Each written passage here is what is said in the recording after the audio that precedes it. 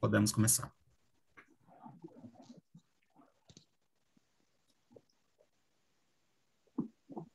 Ok, pessoal, muito bom dia a todos que estão aqui nessa sessão de encontro com editores. Eu tenho o prazer aqui de estar com a professora Marli, que é editora da Technovation, que vem aqui discutir conosco, né, o tema da nossa sessão, que é como escrever a discussão, o capítulo de discussão da tese, do artigo. E também estou aqui com o professor Manuel, também editor da INMR, que também vai discutir conosco, né, como escrever a discussão da tese do artigo. É um tema muito interessante porque a discussão ela é muito rica, né? E é onde a gente traz os nossos achados e como a gente está, né, contribuindo para a sociedade, contribuindo para as empresas, contribuindo para a academia. Só que sempre falta tempo para a discussão, né? Ou esforço, né? Ou fôlego para essa discussão. Então a gente deixou um tempinho para discutir essa discussão, né? A discussão, a conclusão ali. Então, Marli, Manuel, muito obrigado e agradeço aqui também, né, o Luiz, que está aqui conosco, e o Ricardo, que estão coordenando conosco aqui essas sessões aqui de encontro com editores, que a gente já teve uma na segunda, vamos ter ainda uma a seguir. Marli, fica à vontade, muito obrigado pelo seu aceite, Manuel também, fica à vontade, Marli. Obrigada, Felipe, pelo convite e pelo SEMEAD também, a organização, o Ricardo, e também estar aqui com o professor Manuel, que eu não conhecia, vai ser um prazer estar nesse debate com ele. Bom, gente, muito bom estar aqui para falar da discussão, né? Pensa bem, né? Discussão é o fechamento, né? É o grande finale, né? A cereja do bolo. Então, a gente costuma dizer que o que ganha artigo é título, introdução e conclusão, né? Que é a leitura rápida, né? Se ali você falhou, né? Fica mais difícil. Então, e a discussão que alimenta o título e a introdução, né? Vocês não façam a introdução antes da discussão, não devem fazer. Então, é um processo todo integrado, o processo de fazer o artigo é um processo todo integrado. E eu vou falar um pouquinho para vocês, né, na perspectiva aí, dos periódicos que eu mais contribuo, né? Mas uma coisa que eu acho importante comentar com vocês, vocês já estão vendo minha apresentação? Sim, Marli. Tá bom. Então, uma coisa que eu acho importante comentar, que essas recomendações e sugestões que eu vou dar, dicas, elas são circunscritas numa realidade. Então, existe muito prática diária, né? Então, eu vou falar dos journals que eu colaboro e das áreas que eu atuo, que é engenharia de produção e administração, né? Isso não deve ser extrapolado como regra para outras áreas. Mesmo nessas duas áreas, se a gente for em periódicos mais específicos, de nicho, né, também tem formatos diferentes, né? Então, toda vez que vocês receberem dicas, essas dicas são sempre circunscritas numa realidade. Então, não tentem extrapolar muito e conheçam bem os públicos que vocês querem atingir. Eu acho que essa é uma das recomendações mais importantes. Então, eu vou falar, e tudo que eu falar, gente, entenda na perspectiva da engenharia de produção e administração e, sobretudo, dessa área de inovação e operações que eu mexo, né? Esses são dois periódicos que eu colaboro atualmente, né? Na verdade, eu sou do board do Journal of Manufacturing Technology Management há algum tempo, desde a época que o David Bennett era editor, então já faz um bom tempo que eu colaboro com esse periódico. Um periódico que cresceu muito nessa época de transformação digital, está muito bem posicionado nessa discussão aí da indústria 4.0 e da transformação digital agora. E a Technovation, que eu sou editora diária, minha área é Business Model Innovation for Sustainability, e os editores são o Vim e a Estelvia, que não puderam vir, né, que são os editores-chefes. Então, aqui alguns números desses journals, né? Esses são 2 journals que estão no primeiro quartil das áreas em que eles são indexados, né? Então, os 2 são indexados tanto em áreas de engenharia, né? Mas mais na área de industry manufacturing, e também na área de gestão e business. Então, esses 2 journals têm essa característica e estão bem posicionados aí. Tem alguns dados aí, tanto da Scopus como da Web of Science. Da Technovation tenho dados mais atualizados por conta de ser editora, não só membro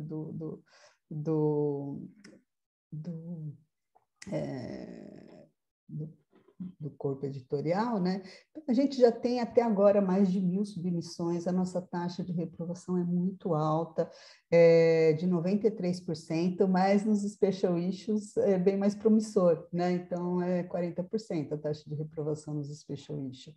Nosso foco é inovação, né? Inovação tanto na perspectiva de produto como de processo, e a gente está crescendo muito, e inclusive temos várias editorias de área com foco mais em inovação social, inovação para a base da pirâmide. A gente está com um olhar bastante cuidadoso para essa questão. E no Technovation, a gente olha muito contribuição, não só para a teoria, mas também para a prática, também para políticas públicas, porque inovação depende muito de políticas públicas, né? E, mais recentemente, até um olhar mais cuidadoso com impacto para a sociedade também. Então, esses 2 sempre foram presentes, né? E a gente tem um esforço mais recente de também olhar para essas 2 implicações, né? Para as políticas e para a sociedade de uma maneira mais ampla, né? Bom, vamos chegar no assunto aí da discussão.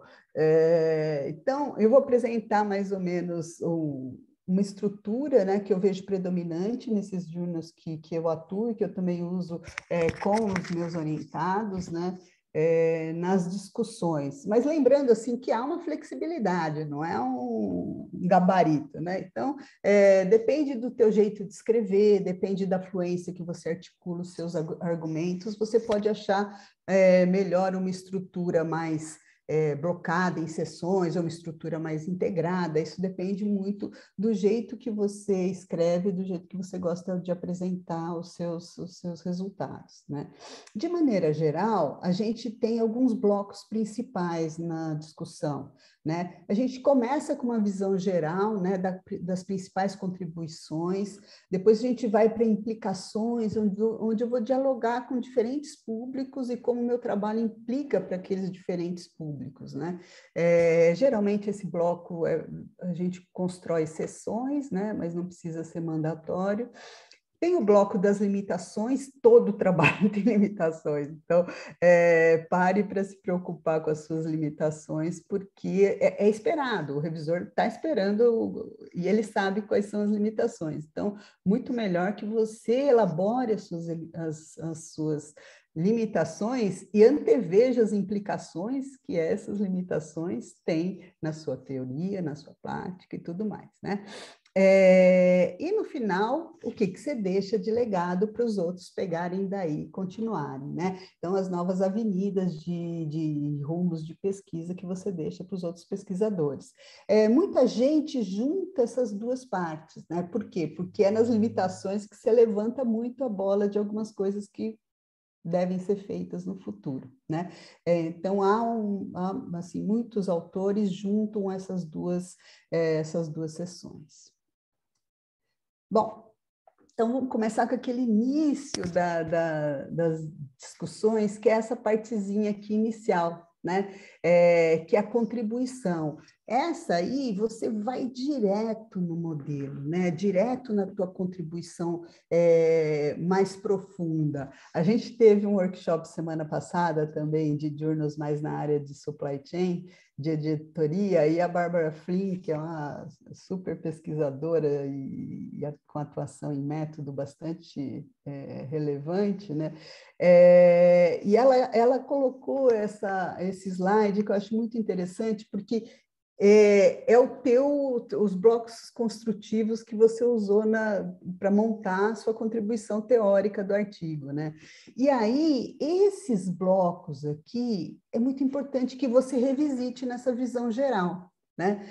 Inclusive alinhado com os principais achados, né? Se de repente no teu bloco construtivo o que apareceu de mais relevante é um efeito moderador, um efeito mediador, eventualmente você queira começar essa discussão a partir desse grande achado, né? Então aí você vai revisitar a sua contribuição teórica que está ali, né? Do jeito que você operacionalizou os construtos, a relação entre eles, né? Não só as diretas, como as moderadoras, mediadoras, etc., os efeitos indiretos, e como você fez o recorte, né? O contexto que tinha nessa pesquisa, não, as questões teóricas, mas também as questões contextuais. A gente vai falar um pouquinho mais de contexto, que está um outro ponto emergente importante, que para a gente que vive num país em desenvolvimento, tem um contexto muito particular, essas discussões aumentam bastante as nossas possibilidades em pesquisa. A gente vai falar um pouquinho mais para frente, né? E, é claro, as proposições que eu coloco de relacionamento entre os meus construtos, né? Então, esses primeiros parágrafos, eles vão olhar para a tua contribuição teórica e destacar ali, né? Nesses primeiros parágrafos iniciais, você vai pegar e falar assim, é isso, né? É isso que o meu modelo teórico está entregando de novo. 2, 3 parágrafos antes de entrar nas implicações, né? Então, eu peguei aqui, eu vou voltar nesses artigos em alguns momentos. Eu entrei na Technovation e peguei 2 artigos bem recentes, de 2020, que são considerados highly cited na Web of Science Core Collection, né? Então, em alguma coisa eles acertaram, né? Por ser tão recente e estar com tanto impacto, alguma coisa eles acertaram. Então, eu escolhi eles, foi esse critério, né, que eu usei para pegar. Então, eu peguei esse artigo que fala de Dynamic Capabilities. Então, olha lá, no primeiro parágrafo dele, da discussão, né, aqui eu tenho basicamente 3 parágrafos que ele vai dar essa visão geral do trabalho dele, abrindo a discussão. E ele abre a discussão falando do efeito mediador, né? O efeito mediador que a criatividade aqui vai ter nessa relação aqui das Dynamic Capabilities com as Innovation Capabilities. Então, ele começa com isso, foi o achado que ele quis destacar de maneira primordial no trabalho, é aquilo que ele quer que os leitores guardem, quando for citar, lembre disso como um legado. Então, essa questão do que é mais relevante primeiro, tanto aqui como depois lá na conclusão, a gente vai ver escrito um pouco diferente, aqui você vai pegar a sua contribuição teórica e vai destrinchar em 2, 3 parágrafos, aquilo que foi mais relevante. Olha o alinhamento entre esse primeiro parágrafo e o título do trabalho, né? Então, trabalho acadêmico é alinhamento, né? Por isso que eu falo, por último, título introdução, porque tem que puxar aquilo que você achou que é mais relevante mesmo para destacar. Então, esse alinhamento, gente, é fundamental, né? É fundamental. Então, essa primeira parte são blocos muito enxutos, né? Mas que você vai deixar o recado, aquele legado que você gostou mesmo. Vocês estão vendo em azul aqui, deixei até em destaque, referências, né? Então, aqui você, na discussão, sempre dialoga com o quadro teórico, né? É claro que esse quadro teórico, também falando de alinhamento, já estava bem elaborado lá antes dos métodos, né? Depois da introdução, você dialoga, mas aqui você retoma eles articulado com os teus achados, né? Diferente lá da revisão teórica, que você monta ele para montar o modelo, aqui você não, aqui você pega os resultados mais relevantes, mais significativos do trabalho e, de novo, retorna ao quadro teórico para dizer o que é mais congruente, o que é menos congruente com esse quadro teórico. Então, na discussão, gente, tem sempre referência, muita triangulação com o quadro teórico, tá? Então, essa é a parte das implicações, da visão geral. vamos lá para as implicações, né? Está sempre junto no bloco das discussões. Você pode ter sessões específicas ou você pode ter só um texto integrado, não precisa ter subtítulos. Mas há uma tendência crescente de haver subtítulos na discussão. Tá? Não é mandatório? Não, não é mandatório, mas é uma tendência, né? Se você falasse 5 anos atrás, era muito raro uma discussão ter subtítulos, hoje é muito comum, né? Tanto é que os 2 artigos que eu vou mostrar para vocês, esses 2, têm sessões, tá? Então, nessa análise, aí eu vou entrar fundo, né, nessa triangulação com a teoria, eu vou dialogar com as teorias que já existem, como é que o meu trabalho é convergente, é contraditório com essas teorias que já existiam, e vou destacar o que tem de novo, novas perspectivas, novas ideias. Então, aqui nessa etapa, eu faço um diálogo mais profundo e segmentado para diferentes públicos. Então, quais implicações eu vou explorar no meu trabalho, né? Aquelas que você deu consequência, né, gente? Se eu não pensei no meu trabalho em políticas públicas, não faz sentido eu, de repente, querer achar na discussão um bloco de implicações para policymakers. Não vai acontecer, né? Eu não enderecei isso na minha questão de pesquisa, o meu modelo não fala disso, então não tem menor cabimento eu tratar disso nas discussões. Então, esses públicos específicos, eles são articulados, né? Com a própria questão de pesquisa, o modelo que eu estou apresentando, né? E aí eles derivam dessa relação com públicos específicos. Isso é só, né, alguns tipos de implicações que são mais frequentes nos artigos acadêmicos. Não preciso usar todos, não, e nem devo se eu não enderecei propriamente esses públicos no meu trabalho, né? Então, eu devo sempre escolher aqueles que eu enderecei com consequência no meu trabalho. Então, por exemplo, voltando naqueles 2 artigos que eu mencionei para vocês, eles, nessa sessão, têm estruturas um pouco parecidas, né? Então, os 2 falam de implicações para a teoria, implicações gerenciais. Esse aqui fala junto, quer dizer, não deve ter sido uma abordagem muito profunda, mas ele fala junto também das implicações para políticas, né? No trabalho dele, coisa que o anterior não fala, não endereçou o problema, esse público ele não pretende atingir. Eu pus em azul aqui, porque essa é uma outra, que é uma prática ainda que não está muito consolidada. Então, tem gente que coloca limitações e sugestões para trabalhos futuros na discussão. Tem gente que põe nas conclusões. Tá? E isso não há um consolidado, não há uma prática que já ganhou a briga, né? Porque as sessões meio que já ganharam a briga. Mas essa onde estão as limitações e sugestões para trabalhos futuros, podem estar nas discussões, como pode estar na conclusão também. Aí fica ao gosto do freguês, ainda não tem um modelo consolidado, não. Tá? Então, esses 2 artigos, 2 recentes, bem aceitos, um está na discussão, o outro está na conclusão. O outro bloco é o das limitações, né? Como é que eu apresento, né, a seção das limitações. E aí, todo trabalho tem limitações, né? O que eu mais vejo, assim, como revisora e editora, é que essas limitações são feitas de forma muito burocráticas. Então eu fiz um estudo de caso, eu vou colocar lá no estudo de caso que não posso generalizar porque o caso é contexto dependente e pronto, né? Quando eu falo das limitações, todo método tem limitação, não está errado falar isso no teu trabalho. Agora, o grande problema é que quando você coloca a limitação no trabalho, você tem que discutir as implicações dessa limitação. Por que isso é problema?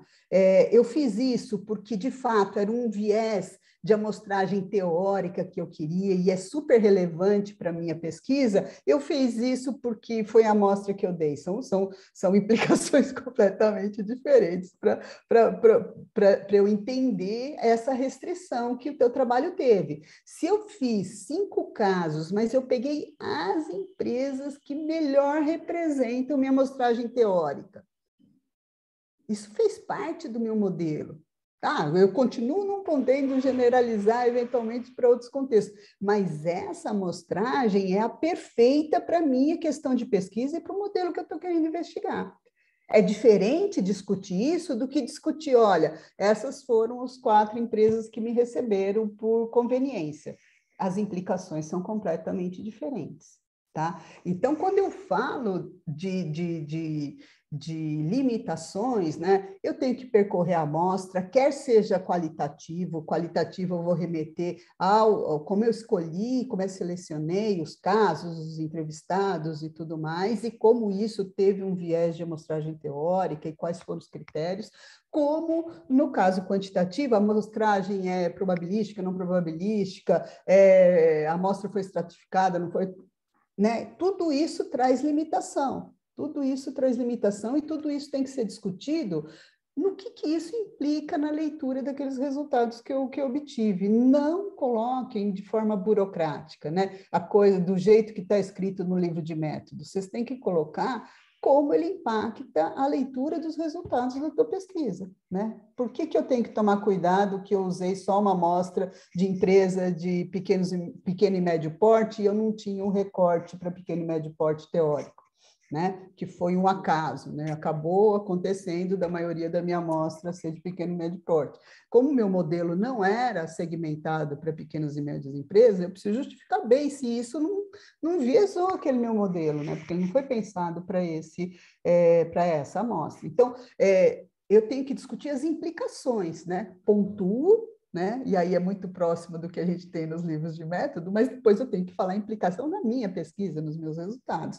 E isso pouca gente faz, e isso é um ponto que depõe contra, porque mostra uma pequena reflexão, né, sobre os problemas que eu tive na minha metodologia, né? As abordagens, qual e quant, tem vieses, eu posso escrever eles de forma burocrática, eu posso, de fato, explicar como eles apareceram naquela minha pesquisa e como eles se refletiram nos resultados. É assim que a gente quer ler na sessão de discussão, tá?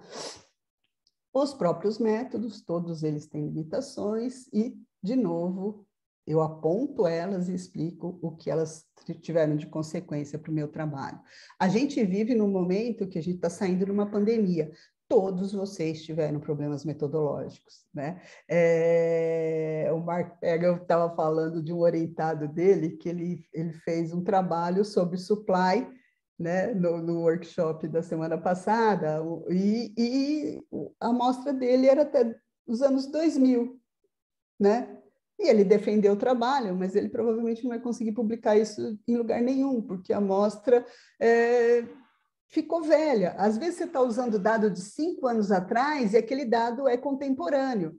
Mas no caso do orientado dele e da questão de pesquisa dele, o dado de 2000 é um dado velho, né? Então, essas questões, elas têm que aparecer aqui, né?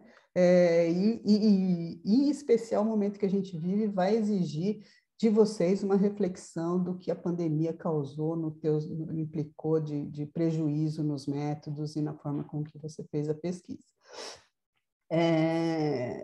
Limitações relacionadas ao próprio modelo.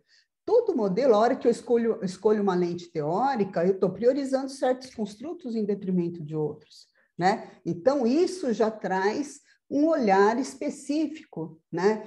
O nível de análise que eu estou usando, né, no meu modelo já traz um recorte específico. Então, eu tenho que discutir isso, esse viés, né, também nas limitações, porque isso vai te dar gancho para outros trabalhos futuros. Eu olhei e priorizei essa abordagem teórico-conceitual, é a minha contribuição. Mas, se eu tiro essa perspectiva e olho sob um outro ângulo, olha como você pode explorar esse fenômeno de outras formas. Então, eu gosto muito quando a gente se debruça aqui sobre as limitações que a minha lente teórica deu, porque daí você tira muito trabalho, muita oportunidade de trabalho futuro, de fato relevante para novos pesquisadores, né? Então, não só essa é sempre a mais comum, quase todo mundo coloca essa, em geral ligada só aos métodos, né? Fala aí como os métodos atrapalharam e limitaram o trabalho, né? Mas esse segundo bloco traz muita oportunidade aí e enriquece aqui essa parte de pesquisas futuras. Aqui tem uma pergunta que eu quero depois, até se tiver oportunidade, discutir com vocês na parte de debate, as questões contextuais, porque é um debate que está super no estado da arte, saíram 2 artigos muito recentes, agora em 2021, discutindo a importância do contexto na pesquisa em gestão e na pesquisa organizacional, né? E a gente mora no Brasil, boa parte das nossas amostras são circunscritas à nossa realidade, e a nossa realidade é muito atípica, né? Ela tem uma série de questões de contexto que impactam em muitas pesquisas e talvez devessem impactar também no olhar metodológico que a gente dá para aquela pesquisa. Então, normalmente, gente, a gente trabalha contexto como limitação, né? A gente fala, minha pesquisa foi feita uma amostra brasileira, então o Brasil tem tal, a gente coloca isso na limitação, né? Eu vou ter muita dificuldade para generalizar para outros contextos, dou uma explicada por que a gente é diferente e tal, e coloco isso lá na limitação, né? E o que a gente tem visto agora na discussão, né, os 2 artigos que eu mencionei são artigos do Journal of Management Studies, são esses 2 aqui, né, os 2 de 2021, e que eles falam dessa questão do contexto como protagonista. Tira o contexto das limitações e puxa ele lá para a questão de pesquisa e para o seu modelo. Valoriza as questões contextuais dentro da teoria, teorize essas questões contextuais, porque aí eu vou ter uma pesquisa de muito maior significado e impacto. Né?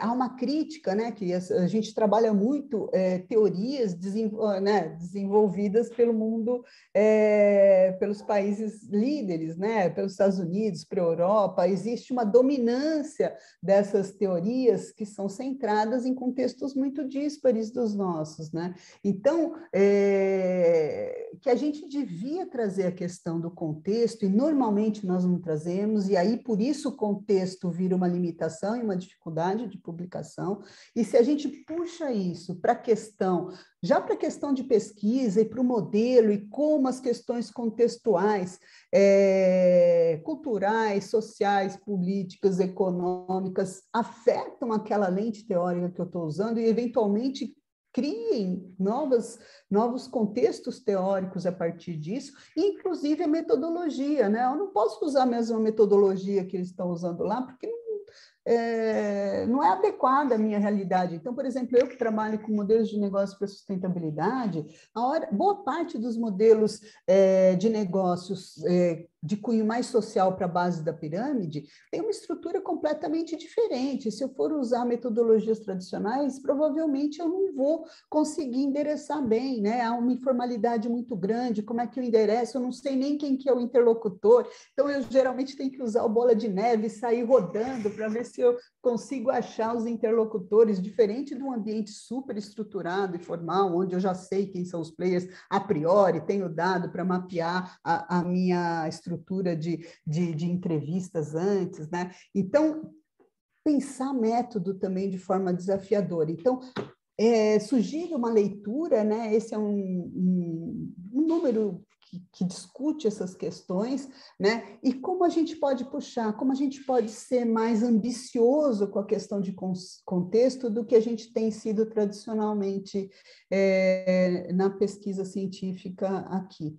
Então, fica aí a dica. E o último bloco, então, é o bloco de pesquisas futuras. E aqui, assim, as recomendações, basicamente, o que eu vejo muito, o pessoal começa a colocar implicações que não são derivadas direto, nem dos resultados, nem do modelo, nem dos resultados da pesquisa, são muito tangenciais, né? Então, não tem muita consequência e acabam não sendo abraçadas por outros pesquisadores. As sugestões para trabalhos futuros, elas nascem das sessões de discussão e de limitações, né? Então, elas têm que ser muito elaboradas, porque você quer falar assim, olha, isso aqui faltou discutir, mas o meu método não permitia, né? É aquela coisa que até você está pensando em fazer, é isso que tem que estar em trabalhos futuros. Meu método não permitiu que eu entendesse como essa relação acontece, né? Então, eu preciso de outras pessoas. Eu sei que essa relação é importante, né, significativa, tem um efeito interessante, mas eu não entendo bem os mecanismos, como ela se manifesta, eu precisaria de outro tipo de pesquisa. Então, nesse sentido que eu tenho que ir para essas recomendações de trabalho futuro, e por isso que muita gente, eu particularmente, gosto de fazer junto com as limitações, né? Eu geralmente bloco essas duas coisas, porque para mim são quase que uma consequência natural. A hora que eu aponto uma limitação, eu tendo a apontar um caminho para alguém pegar dali e endereçar aquela limitação, né? Então, acho que esse é um ponto interessante, né?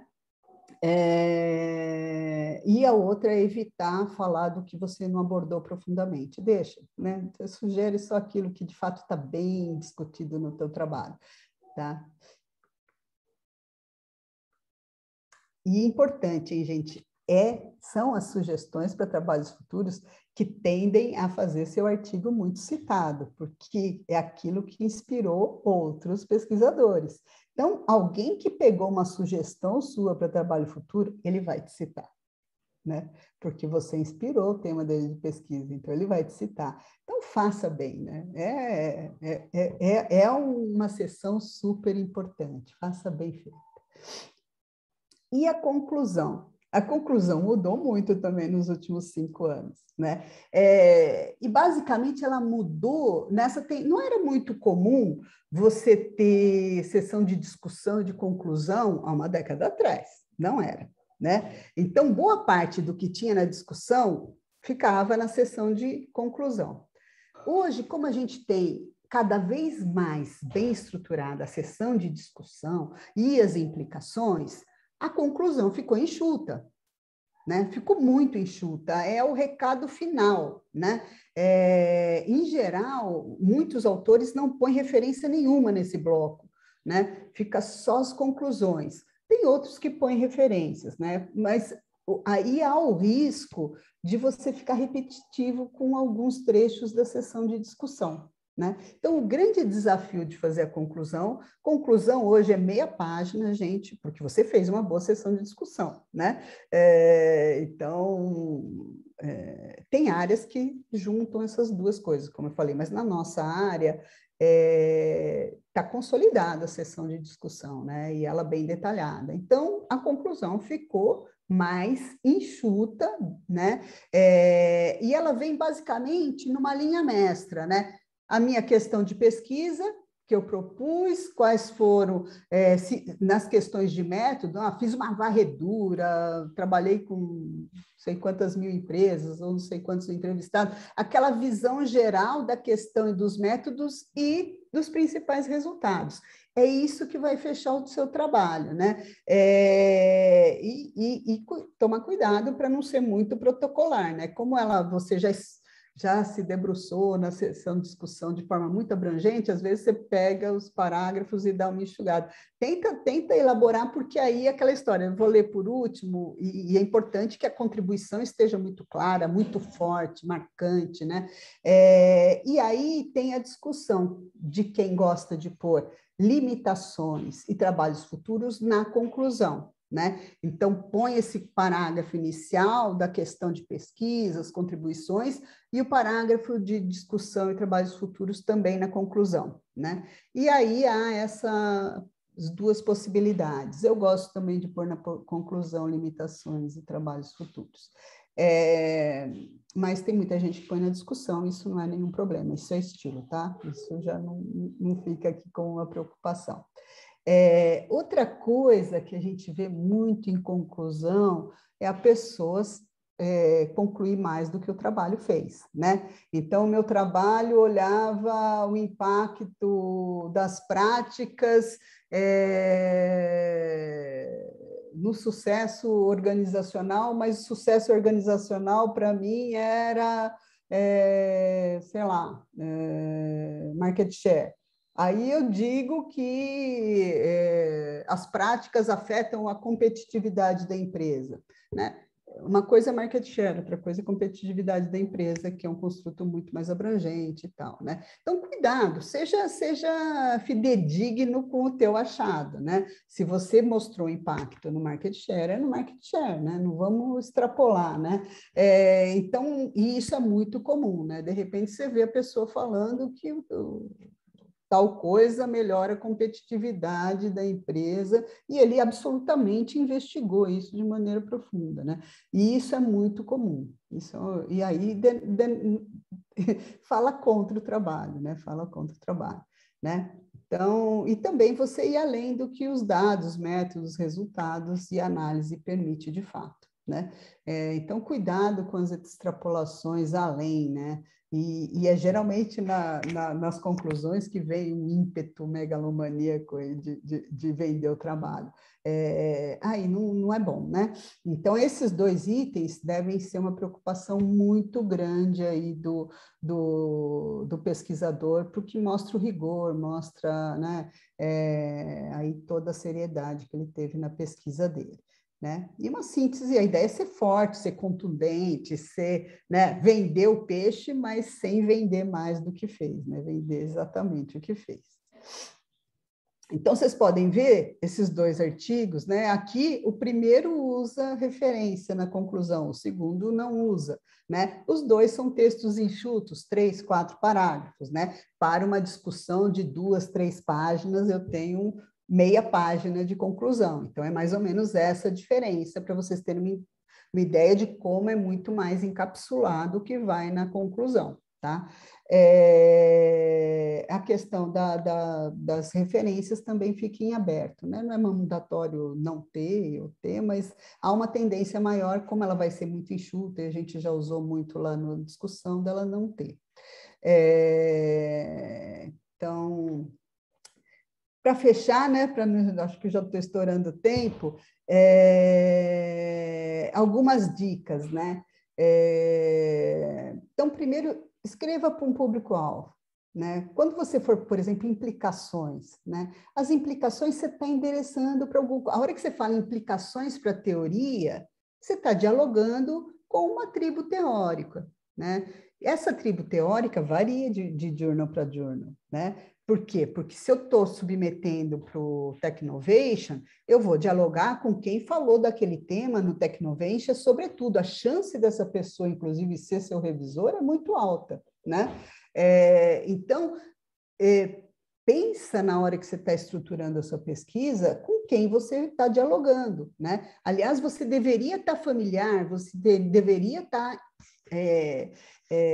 no estado da arte desse tema e, portanto, conhecendo muito bem os trabalhos recentes que impactaram esse seu tema de pesquisa.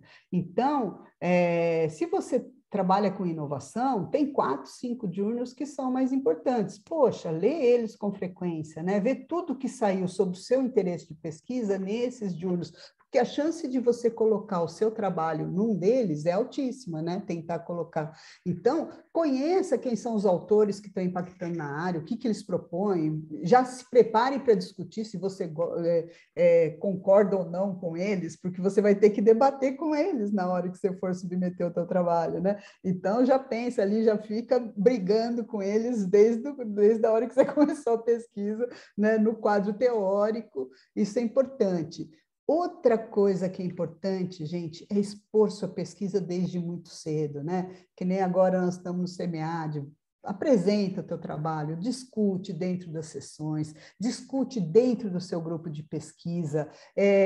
Quanto mais feedback diverso você tiver, melhor preparado para discutir seu trabalho você está. Então, exponha seu trabalho, né? A gente não tem uma cultura muito grande de discussão, de embate, né? Quem já teve a oportunidade de fazer um sanduíche, a hora que se apresenta o trabalho lá fora, talvez o Manuel vá falar um pouco mais para a gente disso. A gente é muito mais soft na discussão, né? Mas essa exposição ela é dura e às vezes a gente se assusta a hora que vem as avaliações do referi. Por quê? Porque eu não expus muito e o que eu expus, a gente não tem uma tradição mais amigável de crítica e de feedback, que a gente às vezes não está preparado para a dureza da arguição que é em outros contextos, inclusive entre iguais, né? Lá em Cambridge, o grupo que eu tenho mais parceria, que é o IFM, eles têm uns encontros de sexta-feira que chama Buzz Talk, que é basicamente os pesquisadores, não é muito... Tem professor que participa, mas o grosso é os doutorandos. E olha, eu assisti alguns, pauleira a discussão, né? A gente não tem muito essa tradição e a gente devia incorporar, porque isso ajuda numa sessão de discussão, né? Você já pensou tudo que você pode ter de outra leitura dos seus resultados a partir desse embate, né? Levantar tudo que se aprendeu, né? E pensar, né?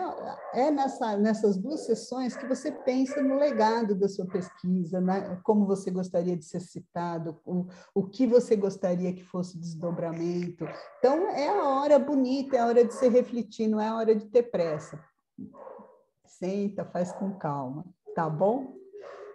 E fico à disposição aí para as questões que vocês tiverem depois. Obrigada. Muito obrigado, Marli, pela sua apresentação aqui, né, por ter colocado. Pessoal, no Q&A eu já vou respondendo algumas coisas, depois a Marli vai olhando o Q&A, que são coisas específicas da Tecnovation, ela também responde, tá bom? Tá. Manuel, fica à vontade, por favor. Eu tenho que agradecer o convite, não é? Agradecer aqui o convite, professor Filipe. É ótimo estar aqui com a professora Marli, que já é famosíssima, mas eu nunca tinha tido o prazer de participar em alguma coisa, mas que eu já ouvi imensíssimo falar de si, e é sempre bom ver aqui o Luís, que agora vejo numa versão careca, não é? Deve ser a versão careca a imitar aqui o professor, que sou eu, não é? Um gosto. Professor Marli, pôs-me aqui numa posição difícil. Pode ter uma influência aí, viu, professor Manuel? Pode ter sim uma influência sobre isso. Professora Marli, pôs-me aqui numa situação difícil, que já falou, na verdade, já falou tudo. Eu tenho aqui também uns slides que vou mostrar rapidamente, mas deixe-me só aqui, antes de mostrar aqui os slides, dizer esta última parte. A professora Marli estava a falar de apresentar e debater e tal, acho isso importantíssimo, importantíssimo. Mas concordo absolutamente, e digo isso muita vez, em que uma das dificuldades que nós vemos, e que temos naturalmente, não é a forma como vemos a crítica. Não é? A forma como vemos a crítica. Não é? A palavra parece que crítica é coisa negativa, é dizer mal, mas não é um dizer mal gratuito. Não é? E por isso eu digo muitas vezes que o grande segredo para o sucesso nesta carreira é a resiliência à crítica, não é? Eu acho que é o grande segredo, não há outro. Não é? Claro, o trabalho, não é? Mas o trabalho não é segredo, toda a gente sabe. Por isso acho isso importantíssimo, apresentar, debater, ter coautores e procurar pessoas que dizem mal. Dizem mal no sentido que apontam aquilo que está mal. O que está bem, não é preciso mexer, mas o que está mal. Não é? E acho isso importantíssimo, realmente. Ora bem, vou aqui tentar agora abrir aqui, eu fiz aqui uns slides breves. Só um momento, como é que eu... Pronto. Eu tinha que começar também com estes quadradinhos aqui, que eu acho imensamente piada. A professora Marli, no início, falava da taxa de rejeição da Tecnovation nos periódicos de topo. Nós temos de ter consciência que as taxas de rejeição são altíssimas. Não é? 93 numa submissões regulares no Technovation, mas é comum, é tudo acima de 90%. Não? E, portanto, acho muita piada que muita gente reage mal a esta rejeição, mas a rejeição, a percentagem de rejeição é tão alta que se torna normal. E, curiosamente, eu acho muito interessante aqui o tema de falarmos de discussão, porque a discussão realmente é uma das partes importantes para conseguir ter o aceito. Eu não vou dizer que é a parte mais importante, o artigo é uma combinação de tudo, mas é uma parte importante.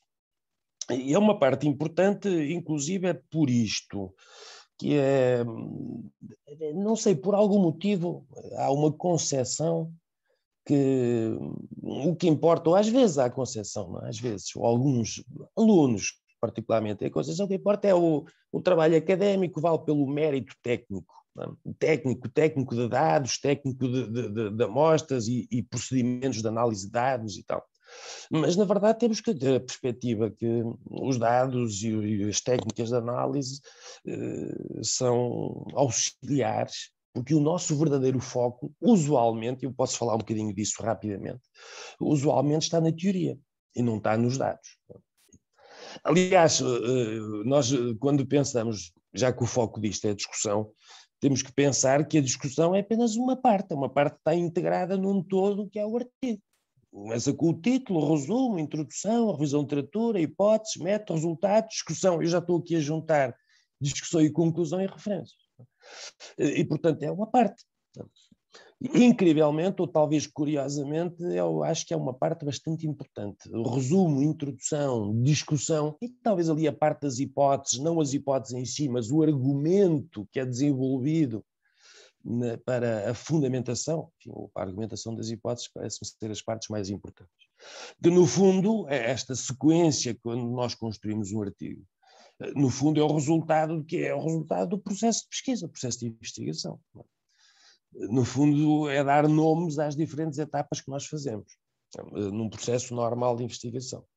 E o processo tem esta ordem. O processo dificilmente começa, e talvez daí que muitas vezes em alunos nós vemos alguma dificuldade. Eu já conheci, e talvez todos nós conheçamos, gente que começa a fazer as teses e dissertações, às vezes talvez artigos, com os dados. Eu tenho uns dados e agora vou tentar encaixar coisas. Ou vou tentar encaixar uma teoria e tal, e fica muito complicado, não é? Porque o foco usualmente é este, exatamente na teoria, ou seja, há uma lacuna, e uma lacuna no conhecimento que eu desenvolvo e proponho, enfim, esta questão de pesquisa e estas hipóteses e tal, e depois vou buscar uns dados que me permitam testar as minhas ideias. Dito isto, e, portanto, enfim, no fundo, a integração, a forma como nós percebemos a integração da discussão no artigo. Dito isto, há uma coisa que eu acho fundamentalíssima, que a professora Marli também falou, aliás, na verdade, falou de tudo o que eu tenho para dizer, que é isto. Há variações muito grandes de áreas para área. Por exemplo, ouvindo a professora Marli falar sobre a Technovation, interessantíssimo, naturalmente, mas eu noto diferenças significativas, ou algumas diferenças, enfim, não é que seja nada de absolutamente radical, mas há algumas diferenças significativas face àquilo que é normalmente a minha área, que é mais relacionada com estratégia, negócios internacionais, estratégia global e coisas assim. Algumas diferenças naquilo que nós esperamos ver na secção de discussão e depois de conclusão, como é evidente, nesta ponta final do artigo. E, portanto, a minha recomendação seria esta. Se é para uma tese ou uma dissertação, eu acho que a melhor forma é sempre tentar ajustar aquilo que o orientadora ou o orientador quer e faz. Se for para um artigo, para um periódico, ver muito bem, estudar muito bem o periódico, os periódicos e particularmente os principais periódicos da área. Estudar os principais periódicos, e usualmente os principais são periódicos internacionais da área, e ver como é que eles fazem. Como é que eles fazem? Porque mesmo que eu não esteja a submeter, ou que eu não vá submeter o meu artigo ao principal, aos 2 ou 3 principais periódicos da área específica, é bem provável que a norma, no geral, seja similar. Com algumas exceções, por exemplo, eu pus aqui no meio, aqui Harvard Business Review, ou a California Management Review, que não está aqui um logozinho, mas são periódicos direcionados para um público, digamos aqui, mais gestor, ou seja, são textos um pouco menos académicos. E, portanto, qual é a implicação disso? Em termos de discussão, a implicação vai ser imensa. A discussão vai ser basicamente centrada em periódicos que são direcionados para gestores, será basicamente direcionada numa perspectiva mais prática. Mas eu penso que, na maioria dos casos, não será este tipo de periódico que nós vamos tentar publicar, será, enfim, periódicos mais clássicos, mais, digamos aqui, científicos, menos aquilo que se diz em inglês de practitioner-oriented. Se não soubermos quais são os principais periódicos da área, e quando somos estudantes, e talvez alguns que nos ouçam, talvez sejam estudantes ainda em fases iniciais, uma possibilidade é irmos ver esta coisa que está aqui, o ranking da ABS. Eu vou só clicar aqui, espero que faça a ligação, depois já aqui volto. Não sei se vai ver, na verdade. Vamos experimentar. Não vai aparecer, Manuel, porque você vai ter que não vai compartilhar. aparecer. Acho que é melhor. Pois é, está bem. Então, vou voltar ao slide. Não se vai aparecer. Bom, caramba, e agora como é que eu volto? Pronto. Agora está vendo o meu slide novamente, não é? Mas ver, portanto, a ABS, basta pôr aí no Google ABS e escrever talvez Association of Business Schools, que é, no fundo, atualmente talvez seja a principal ranking de periódicos, ou o principal, enfim, ranqueamento de periódicos em diferentes áreas da administração. E, portanto, classificados no ranking que vai de 4 com asterisco, que são os principais periódicos, aqueles, enfim, usualmente maior fator de impacto, até penso que 1. E, portanto, olharmos sempre para os principais, vermos.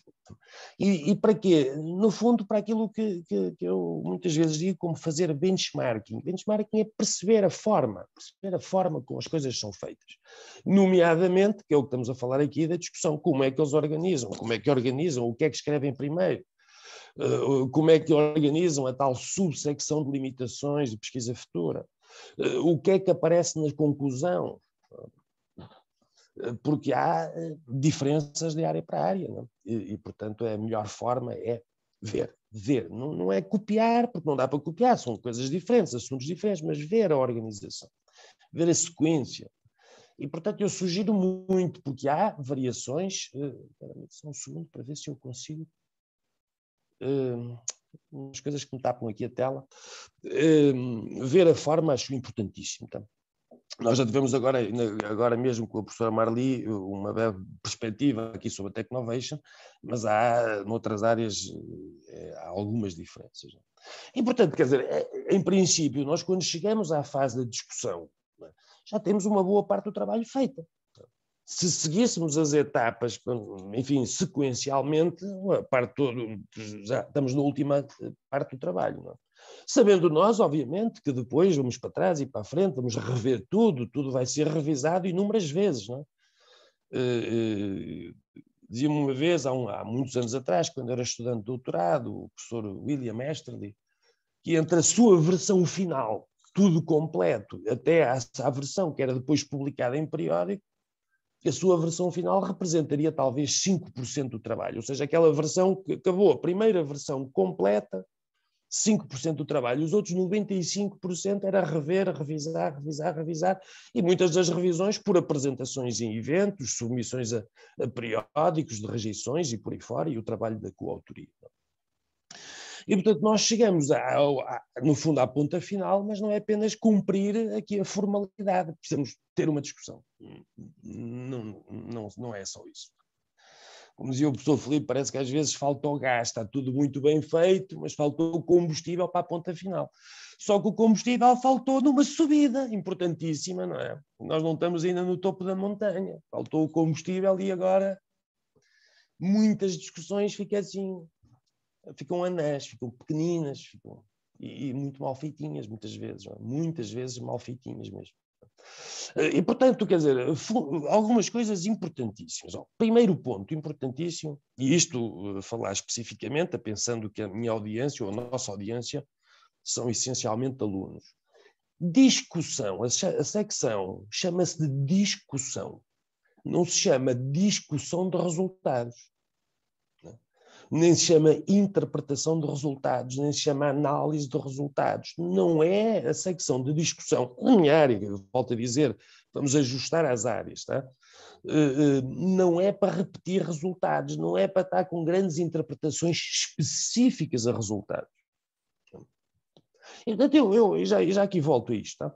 Eu sugeria para começarmos por pensar a discussão, como diz aqui, como um espaço onde o autor ou a autora pensa sobre o significado efetivo do trabalho. Lembrando aquilo que eu dizia no início, o foco usualmente está em teoria. O foco usualmente está em teoria. Na verdade, esta questão da teoria e do contexto é uma questão importantíssima. Importantíssima. E acredito que haja grandes variações entre áreas. Na nossa área, mais estratégia, negócios internacionais e tal, eu diria muita atenção a pôr o foco no contexto. Vai ser muito mais difícil publicar num periódico de topo, se nós construímos com mais o contexto. Mas em outras áreas, obviamente, o contexto será fundamental. E, portanto, quer dizer, na discussão eu quero reforçar a mensagem ela que é teórica, obviamente, conceitual. Obviamente, para tornar isto, quando eu digo assim, melhorar a imagem de valor do artigo junto dos leitores, é no fundo mostrar qual é a nossa contribuição, o que é que nós estamos a acrescentar ao conhecimento existente, ou seja, à tal teoria, não é? E, no fundo, é exatamente aquilo que a professora Marli dizia, apenas com outras palavras. Nós temos que nos juntar a uma conversa existente, não é? E uma conversa que provavelmente é específica. É específica, tal como tudo é específico, tudo tem um foco, e o foco é-me dado em grande medida pela minha questão de pesquisa. Alguma coisa que eu não sei. E, portanto, mas ainda assim eu penso que falarmos sobre a discussão, o melhor é pensarmos assim, que é, penso eu, não sei, quando estava a fazer estes slides, pensar assim, quais são os erros que eu mais frequentemente vejo dos alunos na discussão? Um dos erros e portanto os erros, falar sobre os erros é no sentido de percebemos que não é isto, não é isto. Sumariar resultados, ou seja, no fundo repetir, muitas vezes é repetir, os resultados dos testes das hipóteses. Mas isso não vale a pena. A secção anterior, o que vem antes da discussão, é exatamente resultados. E tudo, quer dizer, os resultados é para surgir na secção de resultados. Mas eu devo interpretar resultados na secção de resultados? Provavelmente relativamente pouco, por um motivo. Eu já tive uma secção de hipóteses onde eu propus e argumentei, etc., as minhas hipóteses. Portanto, toda a parte conceitual já ali está. Se o resultado confirma a hipótese, confirma, enfim, não será talvez a melhor palavra, mas enfim, se o resultado confirma a hipótese, não há muito mais para dizer, a argumentação já lá estava. Em alguns casos, o resultado pode não confirmar a hipótese. E neste caso, eu diria que é possível que seja uma ideia eu fazer uma brevíssima interpretação do resultado aqui, mas brevíssima interpretação. Talvez nestes casos em que os resultados não confirmam as hipóteses, isso mereça alguma atenção. Não pelo resultado, mas pela parte conceitual na discussão. Mas porquê? Porque eu tive um argumento que é baseado em teoria, é um argumento conceitual, para propor alguma coisa. Essa alguma coisa foi a hipótese. Usei dados para testar essa hipótese, ou seja, no fundo eu estou a testar estes argumentos conceituais e a lógica, a razoabilidade deles. E isto não acontece. Ou seja, eu não verifico, não confirmo no fundo, estes argumentos. Não é? Pode ser uma questão dos meus dados, pode ser uma questão de facto de dados, pode ser uma questão de tal contexto que não seria adequado, que é péssimo, naturalmente. Significa que eu tenho um problema significativo, mas também pode ser aqui alguma questão conceitual. E portanto, estes casos podem ser casos relativamente complicados de resolver em algumas situações. Mas depende. Segunda questão, muito que vejo muitas vezes é esta tentativa, porque todos os alunos ouvem os professores dizer e leem que é preciso nós termos implicações, contribuições, etc., no estudo. Né? E que isto surge um bocadinho na introdução e depois é mais desenvolvido na discussão. E, portanto, põem coisas. Coisas. Muitas vezes, inclusive, é desconexas do estudo. São implicações, mas que não estão lá, não há implicações, não há contribuição. Não aquelas, quero dizer, não aquelas. E, portanto, coisas desconexas, coisas relativamente vagas. Eu contribuo para o conhecimento em teoria institucional, mas como? E ainda por cima, muitas vezes, eu nem sequer tive. Enfim, às vezes aparecem contribuições para teorias e para construtos que nem sequer foram abordados, só apareceu isso na discussão. Coisas absolutamente curiosas, mas não pode. Que é exatamente o que o professor Marli disse, eu avisei, não vou dizer nada de novo.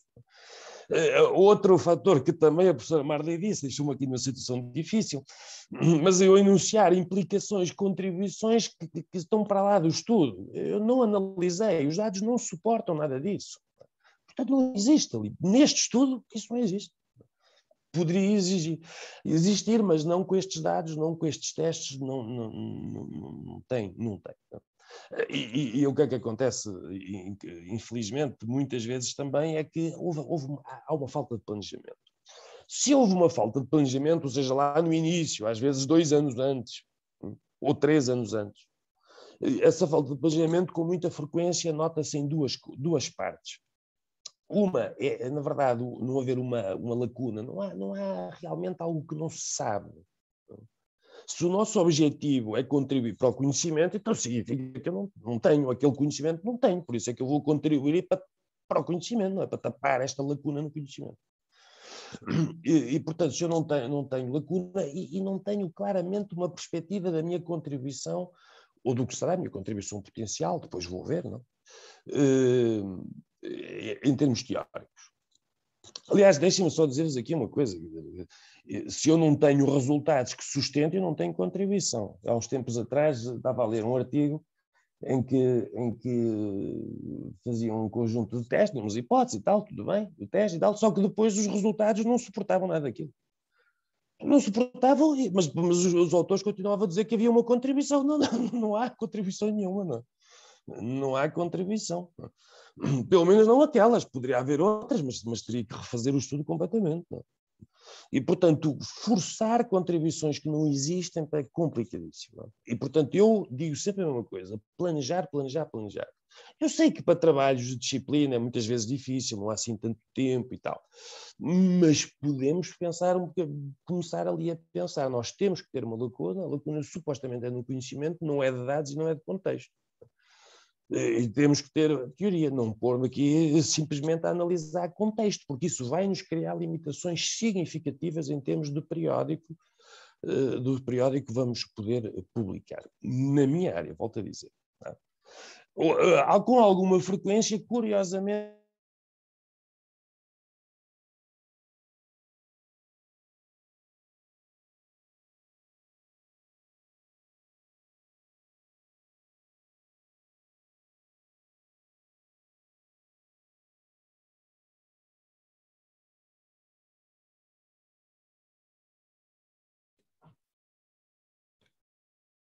Para mim paralisou, foi só para mim?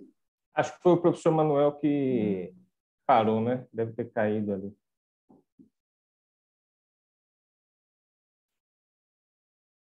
Ok. A gente já fez respostas aqui no Q&A. Tem uma aqui, Marli, para critério de aceite, é importante que o paper tenha originalidade naquele jornal? Digo, caso tenha sido publicado naquele jornal um artigo muito parecido, com o mesmo tema e método, comprometeria as chances de aceite?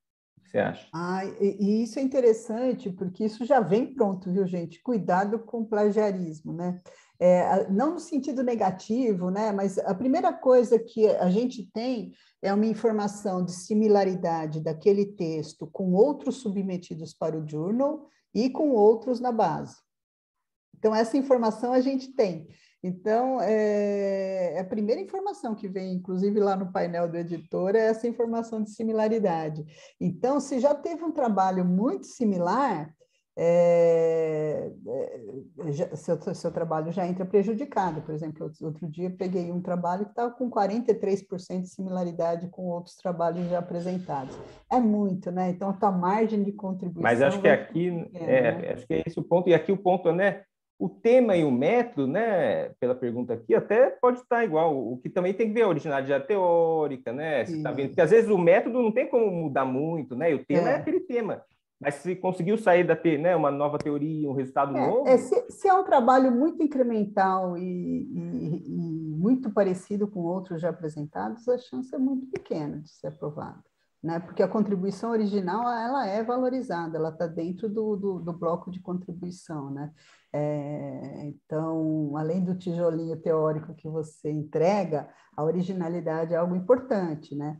É claro que, como a gente disse, às vezes a originalidade do seu trabalho é discutir aquele modelo à luz de um contexto muito atípico, como o nosso, mas desde que seja uma discussão teorizada dessa questão do contexto, né? Aí você pode estar trabalhando os principais construtos que já foram trabalhados em outro estudo, mas aí você está dizendo como aquilo se comporta num outro contexto e como aquilo dá implicações para a teoria. Mas você tem que sempre que achar uma contribuição original, porque senão algo muito incremental, eu estou confirmando o que aquele outro trabalho fez para o Brasil. Sim, aí já fica menos interessante, né? A chance de publicar num journal de primeira linha já acho que a contextualização é uma boa saída. O Luiz coloca aqui, né, como eu consigo exercitar a busca por ter dificuldade de separar análise de resultado e discussão, né? Acho que é o que o Manuel estava falando, né, Luiz? Aqui, o resultado você está, né, fez as hipóteses, a proposição, levantou os resultados. A discussão é uma discussão mais geral, não somente atrelado, né, ao resultado. Aliás, um jeito fácil de pensar, assim, o resultado você não precisa pôr nenhuma discussão teórica lá. Você vai dizer exatamente, se você fez um quantitativo, você vai apresentar o seu modelo, a validação dele, a hipótese que deu certo, no caso, você vai apresentar análise intra-caso, análise cruzada do caso, vai ver os principais insights e tal. Ali não tem teoria, não tem nada a ver, a seção de resultado tem nada a ver com a seção de resultado, ela é derivada do método, o jeito que você operacionalizou seus construtos, o jeito e os resultados que você achou na tua pesquisa. Esse é o capítulo de resultado. O de discussão, e aí? O que quer dizer esse resultado? Né? É bem isso. O que quer dizer? O que quer dizer você ter aprovado essa hipótese? Era esperado? A teoria já fala isso há décadas? Ninguém pensou nessa relação entre esses dois construtos? Aí é que você vai discutir, vai dar a dimensão daquele teu resultado à luz da teoria que já tem e de tudo mais, né? Então, a sessão de discussão é a grande sessão do artigo, né? É claro que sem o resultado é tudo integrado, mas é lá que você extrai de tudo aquilo que os seus dados permitiram, sua pesquisa permitiu, você extrai significado para diferentes questões. Né? Muito bom. Manuel, respondemos duas perguntas que estavam aqui no Q&A, que a gente não tinha respondido. A gente está respondendo aqui por escrito, tá, pessoal? Até pelo tempo aqui, a gente está respondendo por escrito, mas estava ali, você caiu, a gente respondeu ao vivo aqui, as duas questões, tá certo? Manuel, tem mais aí, no máximo, aí 10 minutinhos para a gente também não comprometer a outra sessão, que já começou, né? 5 minutinhos para você fazer um grande finale aí. Acho que a gente não ouve, Manuel. Vê se abriu o microfone. Só... Tá, peço desculpa aí, falhou a internet, agora estou no celular, portanto nem sequer tenho os slides. Falhou completamente, é uma coisa impressionante. Bom, mas enfim... assim, muito rapidamente, muitíssimo rapidamente, o que eu diria era o seguinte, aqui só muito rápido, só sobre a discussão. E em termos práticos, eu diria que em termos práticos fazer uma coisa simples. Para a nossa área, repito sempre isto, tá? Começar aqui por recordar o leitor do que é fundamental. Por exemplo, nos artigos, só para dar um exemplo, nos artigos que a professora Marli falou, por exemplo, aquele primeiro, o foco fundamental estava na moderação. Porquê começar por recordar o leitor? Porque, quer dizer, ao longo do artigo teve que ler muita coisa, inclusive procedimentos, descrições de variáveis, etc, etc, e no fundo é só recordá-lo. O nosso propósito nisto, qual foi e o que é que brevemente nós fizemos. E primeiro, segundo ponto, o foco fundamental é na contribuição. Contribuição. Dizem, mas onde é que entram os resultados? Os resultados entram na ligação à teoria. E, portanto, quer dizer, no fundo o que nós vamos querer é voltar, deixar, digamos aqui, quase que deixar os resultados de parte. Para voltar a falar basicamente de teoria. No fundo, o que é que os nossos resultados nos permitem adicionar a teoria, que foi o nosso propósito inicial, logo quando estabelecemos qual é a questão de pesquisa e qual era a lacuna. E, portanto, eu diria que a grande parte do restante texto na discussão vai ser focado em questões bastante mais teóricas, bastante mais conceituais, lembrando e mostrando o progresso que nós ajudamos a fazer com o nosso estudo.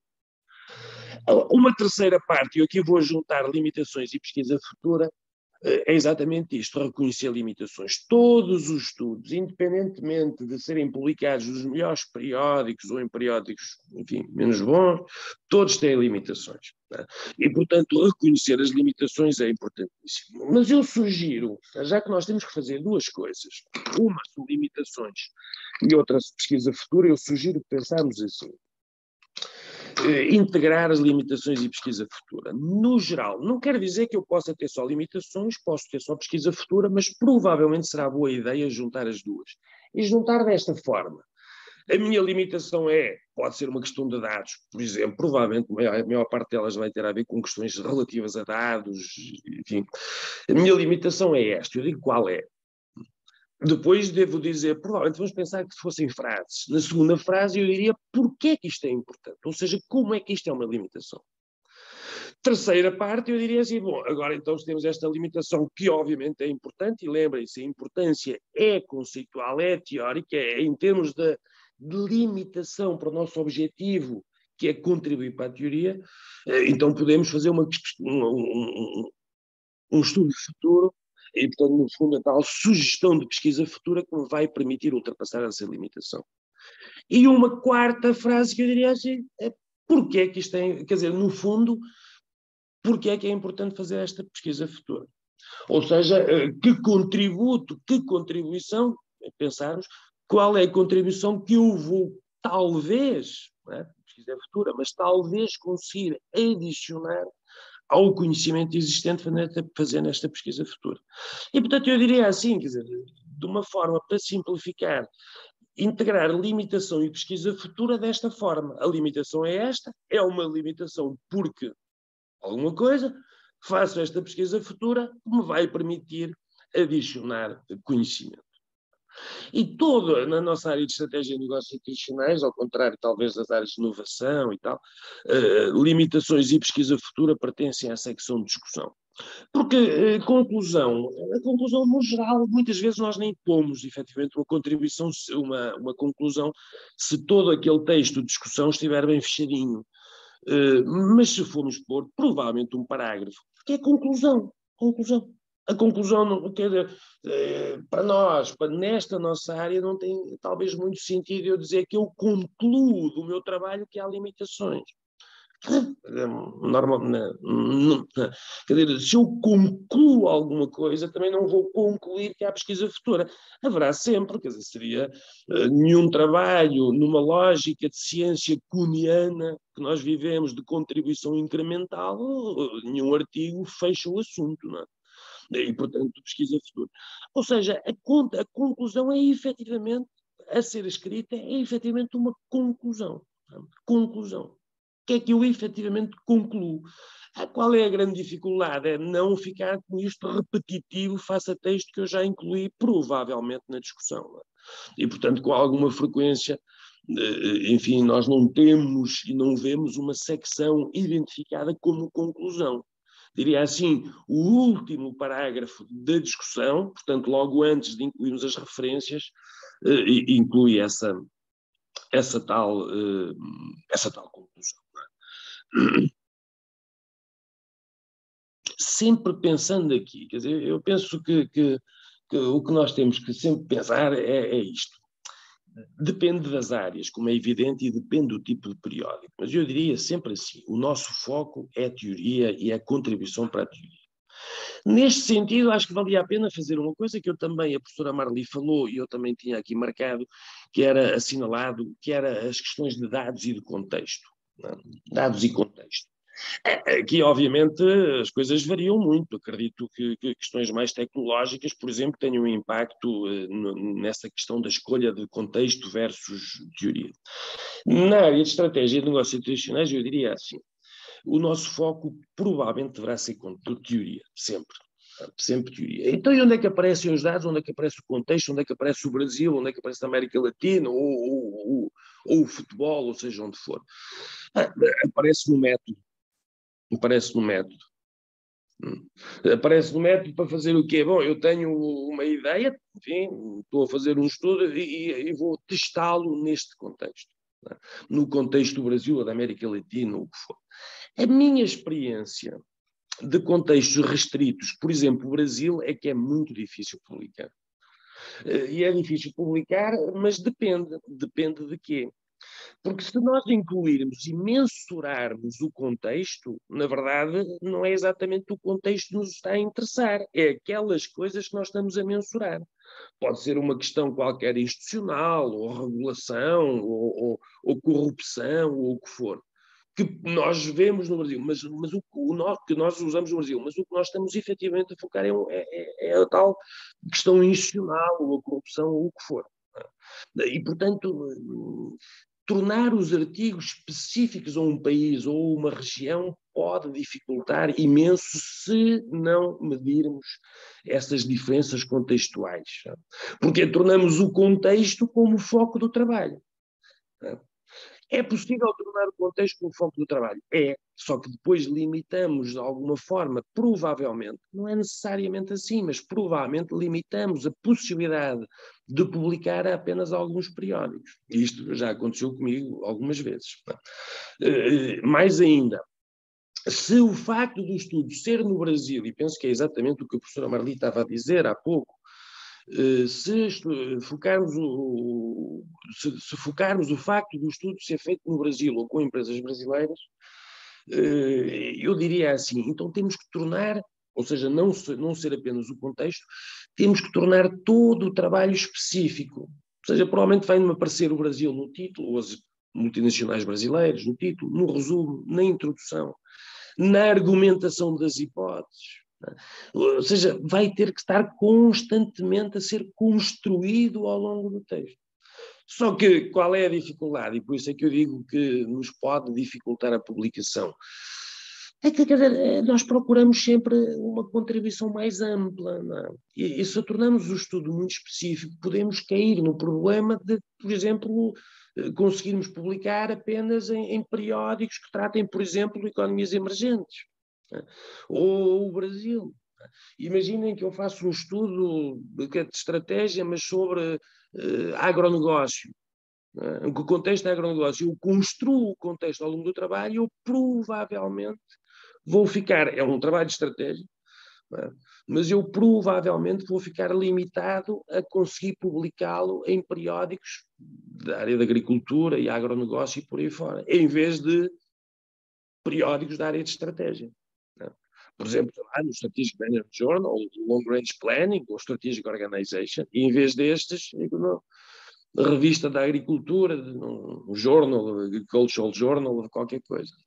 E, portanto, sempre com alguma atenção. A minha sugestão, até porque tinha isso aqui escrito, e porquê é que tinha aqui escrito? Porque muitas vezes a questão do contexto acaba por ser muito pervasiva, muito, muito presente na discussão que os alunos escrevem, quando devia ser teoria, devia ser pensar sempre que o nosso foco é mais abstrato, é mais amplo do que contextos e dados específicos.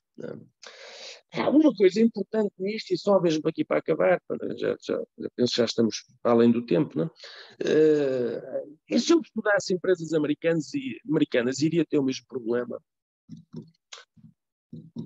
Quando olhamos para periódicos e para antigos mais antigos, parece que esse problema não existia. Mas hoje eu diria que no geral existe igual. Diria que existe igual. Ou seja, empresas americanas, ou alemãs, ou espanholas, ou italianas, ou brasileiras é igual. Não há essa... Quer dizer, porque a dificuldade que eu posso dizer, mas eu sou brasileiro, eu estou no Brasil, trabalho no Brasil e, portanto, uso dados de empresas brasileiras, também eu sou português, estou em Portugal, ou sou espanhol, estou em Espanha, as empresas espanholas. E, portanto, no fundo, os problemas são exatamente iguais para todos. O acesso livre a bases de dados gigantescas não é fácil em lado nenhum, não é? E muitas vezes não existem, portanto, ou seja, acho que o problema é igual, não noto uma diferença estando no Brasil do que notaria se estivéssemos em Espanha ou em França ou noutro sítio qualquer. E do ponto de vista desta escolha entre contexto e teoria, também me parece que o problema é exatamente igual. De qualquer modo, acho que a professora Marli já nos deu aqui uma passagem maravilhosa sobre a construção da discussão e com muitas considerações interessantíssimas. Eu diria não perder o foco da teoria, não perder o foco da contribuição conceitual, entender uma coisa básica, é isto, a forma nós vivemos sob uma lógica de um paradigma kuhniano, de conhecimento incremental, de contribuição incremental. E, portanto, quando se pensa na conversação, o que eu quero é entrar naquela conversa onde vou estar a fazer esta contribuição incremental. E a discussão é um espaço ótimo para eu construir exatamente isto. É o espaço no artigo para eu mostrar ao leitor como é que eu estou a fazer isto realmente, não é? Como é que eu estou a fazer isto? Como é que eu estou a adicionar ao conhecimento? Portanto, por isso é que eu dizia logo que a discussão é realmente uma das partes mais importantes e infelizmente, como dizia até o professor Felipe, muitas vezes fica meia anã, fica curta, parece que faltou a gasolina, não é? Ao preço que a gasolina está, é natural que falte, mas pronto, mas a gente tem que empurrar com os músculos. Não é?